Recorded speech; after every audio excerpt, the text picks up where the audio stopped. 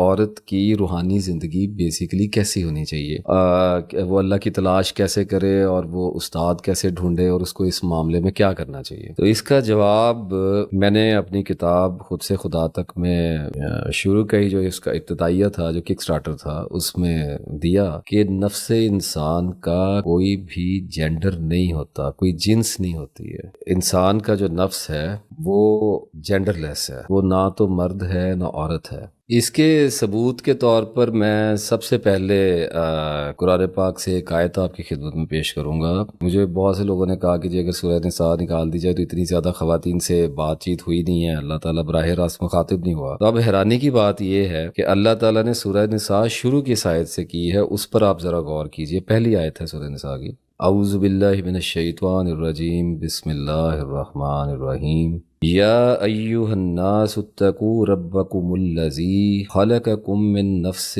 واحدۃ وخلق منها زوجها وبث منہما رجالا کثیرا ونساء واتقوا اللہ الذی تساءلون بہ والارحام ان اللہ کان علیکم رقیبا.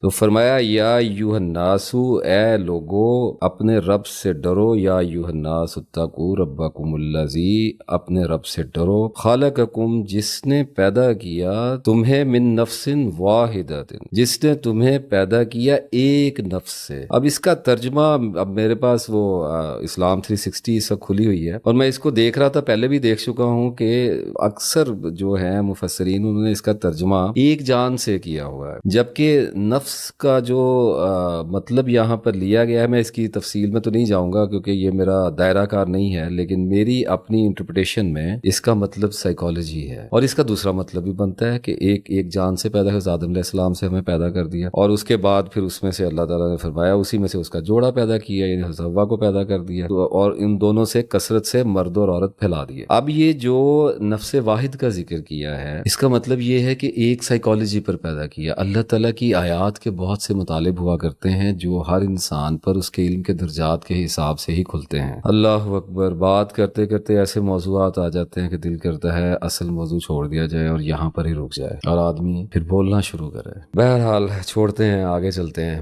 اس پر پھر کبھی بات کریں گے. تو اب یہ نفس واحد کیا ہے؟ ہمیں سمجھ آ گئی بات کی کہ آدم سے پیدا کیا، وہ تو معاملہ ہو گیا، لیکن جو سوال اس وقت یہاں پر درپیش ہے اس کے جواب کے طور پہ آپ کو آیت پیش کی ہے. تو آج ہم یہ دیکھتے ہیں کہ کیا عورت اور مرد کی روحانیت میں کوئی فرق ہے یا نہیں ہے. تو سب سے پہلے تو جو بات سمجھنے کی ہے وہ یہ ہے کہ روحانی سفر ہوتا کیا ہے. کچھ بھی نہیں ہوتا، کوئی سفر نہیں ہے، کچھ بھی نہیں ہے. روحانی سفر اس کے علاوہ کچھ نہیں ہے کہ اپنے آپ کو نارملائز کرنے کی ضرورت ہوتی ہے. اللہ تعالیٰ نے یہ جو سسٹم پیدا کیا ہے، جب اناؤں کا سسٹم بنایا تھا، ایگوز کا، تو جب وہ یہ پنجرہ تیار کر رہا تھا انسان کی آزمائش کے لیے جسے جسم کہا گیا ہے، تو اس نے کچھ ایسی روحیں بھی پیدا کی جو اس سسٹم کو توڑنا چاہتی تھیں، آزاد ہونا چاہتی تھیں. یہ ہوتے ہیں روحانی لوگ. اور ہم سب کے اندر ہی یہ جوہر موجود ہوتا ہے، کسی میں زیادہ ہوتا ہے، کسی میں کم ہوتا ہے. اور پھر جو روحیں اس کام کے لیے بنی ہیں وہ پھر نکل پڑتی ہیں دیوانہ وار مسافروں کی طرح. لٹے پٹے قافلے اللہ تعالیٰ کی طرف سفر شروع کرتے ہیں، اشکالات سے، ابہاموں سے گزرتے ہوئے، خوفوں کے جنگلوں سے اللہ کی طلب میں لٹے پٹے گزرتے ہیں. تو اب آپ نے گزرنا شروع کیا تو مجھے حیرانی یہ ہوتی ہے کہ کمنٹس اور میسیجز وہ خواتین کر رہی ہیں جو میری ویڈیو دیکھ رہی ہیں یا جنہوں نے میری کتاب پڑھی ہوئی ہے. مطلب یہ کہ مدد آ رہی ہے، ڈیٹا آ رہا ہے، لیکن اس کے باوجود گلہ کیا جا رہا ہے کہ ہم کیا کریں. یہی تو کرنا ہے، اس کے سوا کچھ نہیں ہے. میں بار بار ایکسپلین کر چکا، کرتا ہی رہوں گا جب تک زندہ ہوں. روحانیت اس کے علاوہ کچھ نہیں ہے کہ اپنے نفس کی پاکیزگی پر کام کرنا ہے، اور نفس کی پاکیزگی اس کے علاوہ کچھ نہیں ہے کہ اپنے کریکٹر پر کام کرنا ہے، اور اپنا کردار اس کے سوا اور کچھ نہیں ہے کہ اپنی عادتوں کے خلاف جانا ہے. بیلنس کے ساتھ،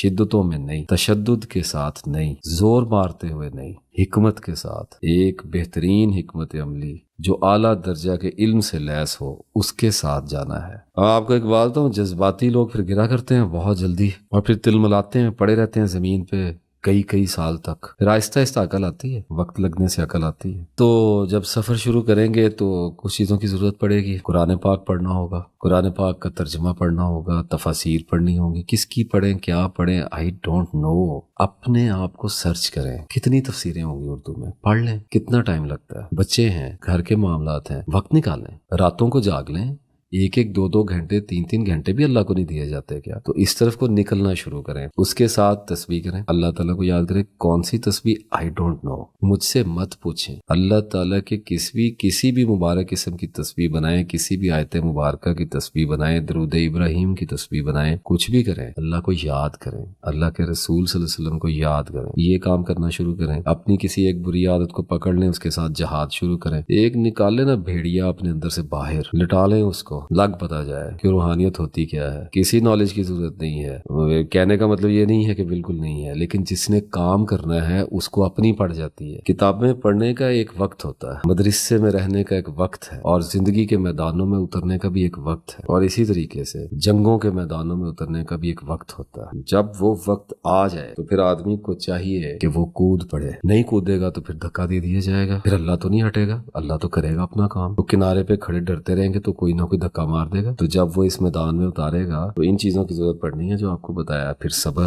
بے پناہ صبر کے ساتھ، نالج کے ساتھ۔ یہ ویڈیوز آ رہی ہیں، ان کو دیکھتے رہیں، انٹرنیٹ پہ سرچ کرتے رہیں، یوٹیوب پہ دیکھتے رہیں، آرٹیکلز پڑھتے رہیں، قرآن پاک کو پڑھتے رہیں، ترجمے سے پڑھتے رہیں، آہستہ آہستہ۔ وقت لگتا ہے، بار بار عرض کیا، وقت لگتا ہے۔ میں ایک مشورہ دے دیتا ہوں، وہ مشورہ یہ ہے کہ قرآن پاک کو ترجمے کے ساتھ پڑھنا شروع کریں۔ پہلے بھی ویڈیوز میں بتایا، لیکن اب تھوڑا سا ذرا اور طریقے سے بتاتا ہوں تاکہ جو زیادہ گہرائیوں میں نہیں جانا چاہتے ان کو بغیر کچھ کیے ہی سمجھ آ جائے۔ تو قرآن پاک کو ترجمہ کے ساتھ پڑھنا شروع کریں، اور کوئی بھی ترجمہ لے لیں۔ یہ تو باتیں ہیں جو لوگ کرتے ہیں کہ جی ترجمے غلط آ رہے ہیں، وہ تحریفیں ایسے کر دیا، تھوڑے سے معنی چینج کر دیا، کچھ بھی نہیں ہوتا، تھوڑے تھوڑے مطالب چینج ہوتے ہیں، ہر دفعہ ترجمہ بدل لیا کریں اور لفظی ترجمے پر آ جائیں۔ اس معاملے میں حافظ نظر اسلام صاحب کا ترجمہ میں نے دیکھا ہے، بہت اچھا ہے۔ وہ جو 3 سطری ترجمہ ہوتا ہے، اوپر عربک چل رہی ہے، نیچے الگ الگ عربی لفظ کا اردو میں ترجمہ لکھا ہوتا ہے، اور اس کے ساتھ نیچے با محاورہ ترجمہ چل رہا ہے۔ بہت خوب ہے، بہت خوب ہے۔ 3-4 پارے اگر پڑھ جائیں گے تو عربی کی شد بدھ بھی ہونے لگتی ہے۔ پڑھنا شروع کر دیں۔